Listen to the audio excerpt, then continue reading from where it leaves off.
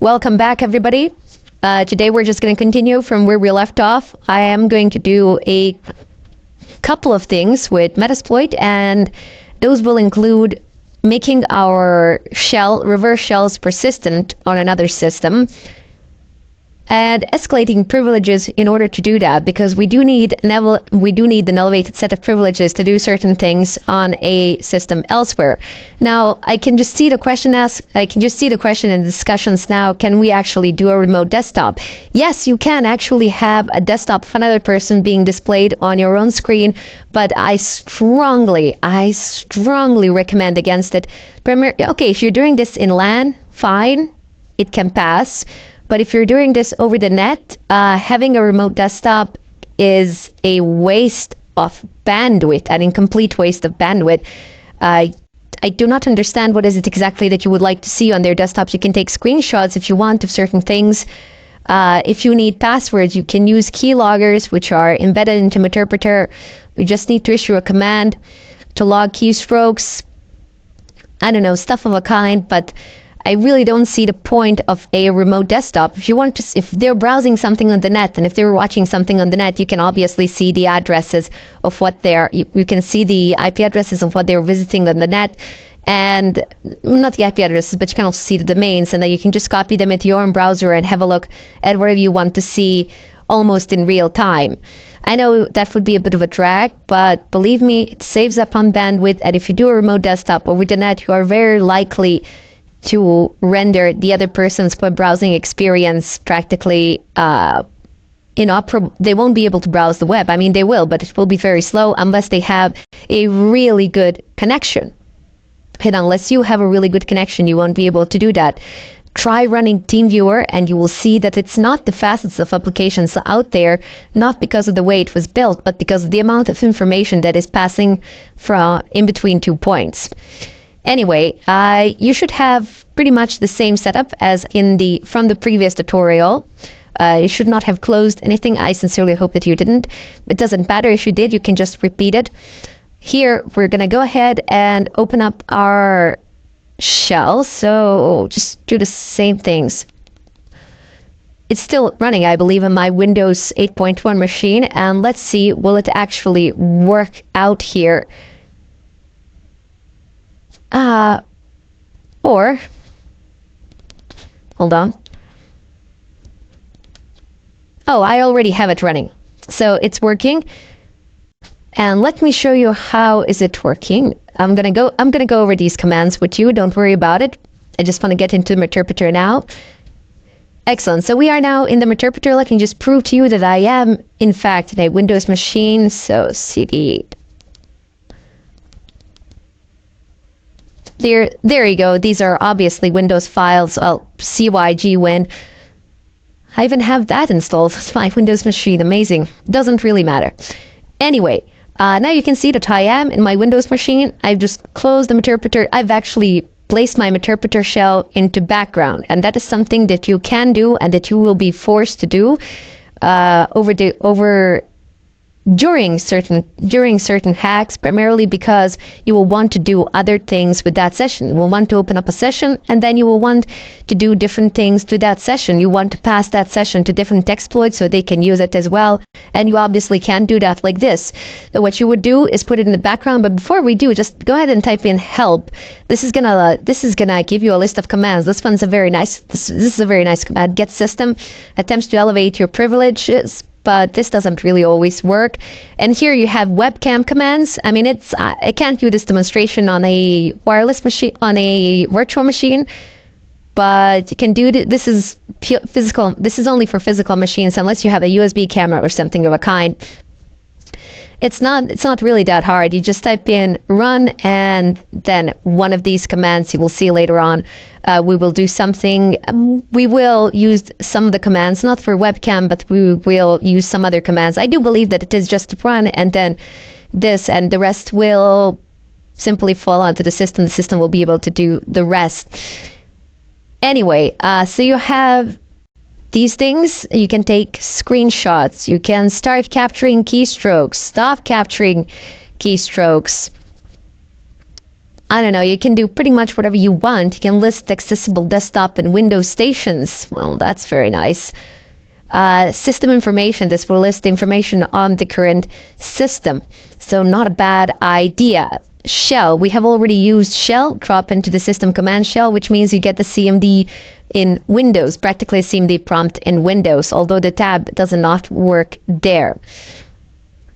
I'm not sure if reboot would work. I think I've tried it before, but it didn't. It gave me some errors. You will need to use shutdown /R command in order to reboot the system. PS will list the running processes. And up here, where is it? So I would suggest just taking a look at all of these commands. The text for them is not that long. Just go ahead and read through all of them. If you can't go through all of them, at least go through a few more than we will use in this tutorial, just to get an idea of what this thing can actually do. Here you can type in netstat and it displays network connection, so you can see what they are doing on the net in real time, which is very nice. As you can pretty much copy those addresses onto your machine, and you can see which sites are they visiting or what they're doing there. As opposed to running a remote desktop, which is highly inefficient.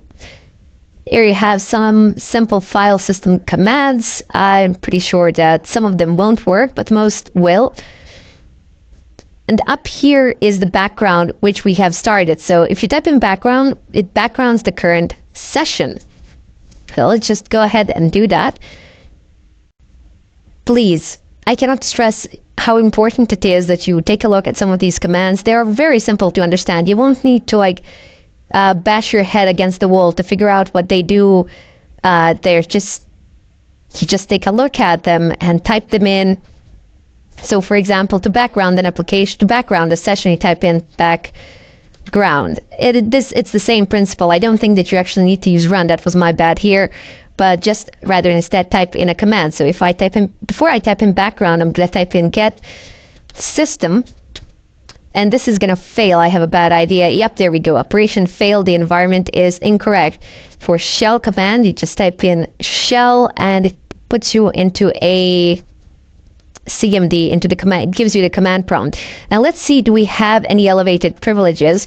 Even though that the get system command did not work out to the best, but there's still a better way to check this. I mean, just to know for sure, because these things tend to bug out. I mean, this is a reverse shell, so don't expect perfection.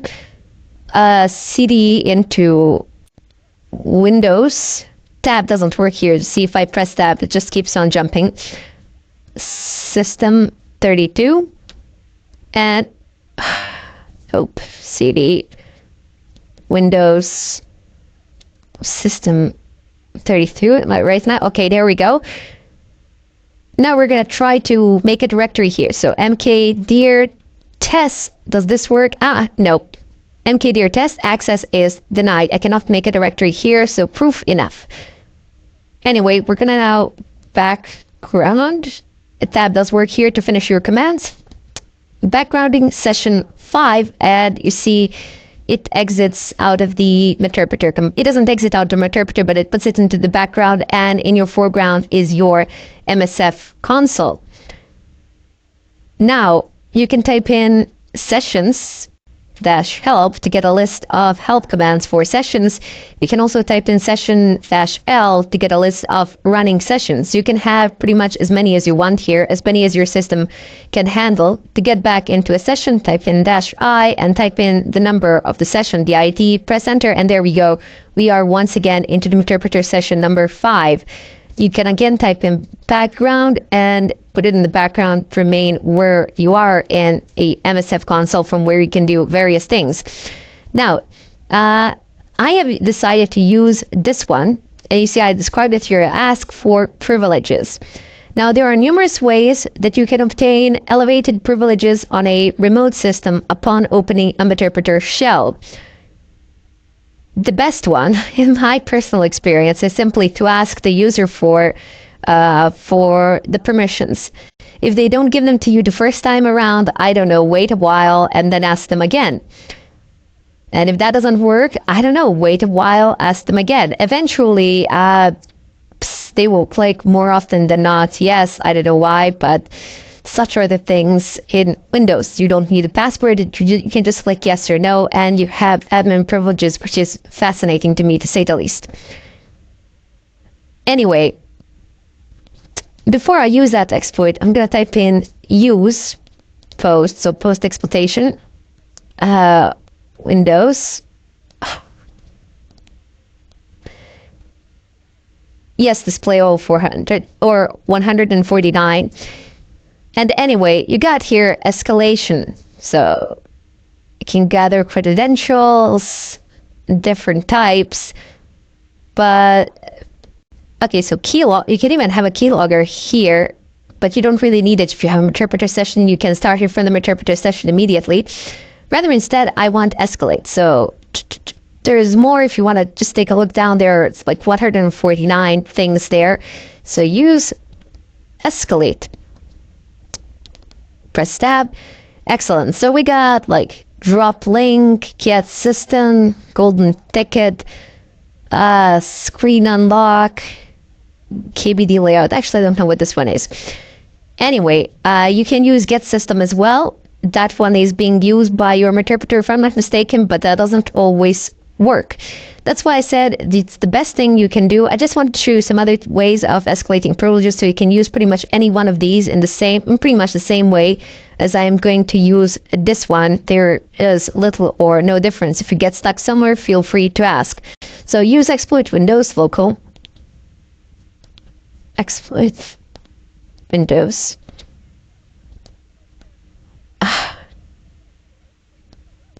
Local.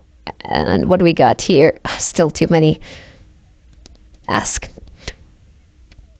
Excellent. So now we have entered this exploit, and for this exploit, you type in show options, and I have configured this to session 1, as that was what it was previously. You only need to configure session 1. Payload options, that's already configured, so you see it's using Windows Interpreter Reverse TCP, the one that we have used previously. What you need to do is just change the session. You won't immediately get this, I think. You need to set the session. This is from my previous session, so that just type in set session 5. Excellent. So show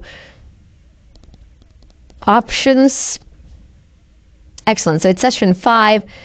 And these things are loaded accordingly. Yes, they are the same, but I was just doing some testing before this, and just testing out will it actually work or not, and how it would actually work, how it would look like, just to bring you guys quality content. Anyway, now that we have this done, you just type in exploit, and it's going to transmit a signal. There you go. Not sure if you heard that. If we open up our Windows machine, you see it user account control. So you're basically asking the user for the control. If you want, sure, type it yes or no.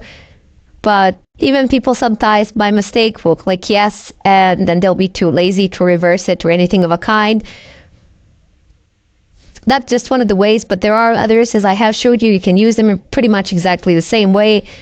Now it says Meterpreter session 6 opened. It has opened up a new session, and this Meterpreter has elevated privileges. Let's see if that is true.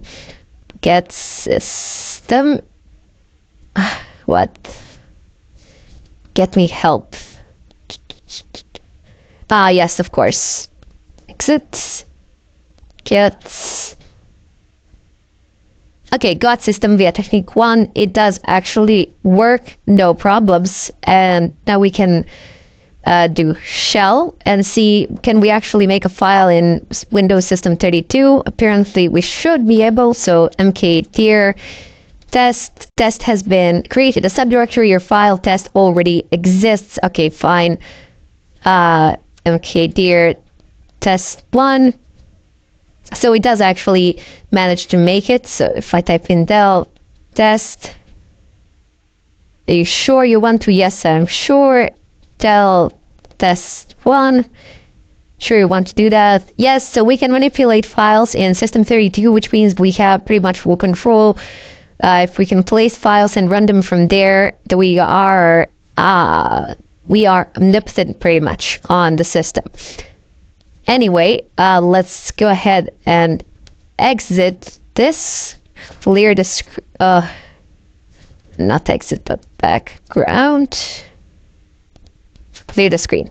Anyway, that was a process, one of the processes which you could have used to elevate privileges, but there are other ones that I've showed you, and you can use them pretty much the same way as I have used this one. You just pass the session ID, and then just if there are some other parameters that are required, just type in show options like this, show options, and it tells you here is something required or not.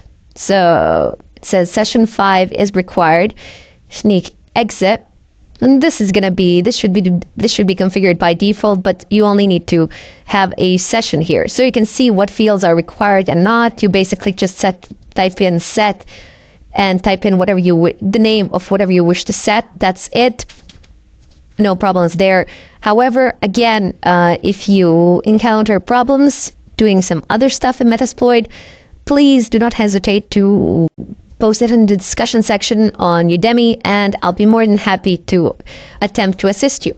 In any case, I bid you farewell until the next tutorial, where we will make a persistent shell. So every time a machine resets, we will gain an open reverse shell over here. Anyway, until then.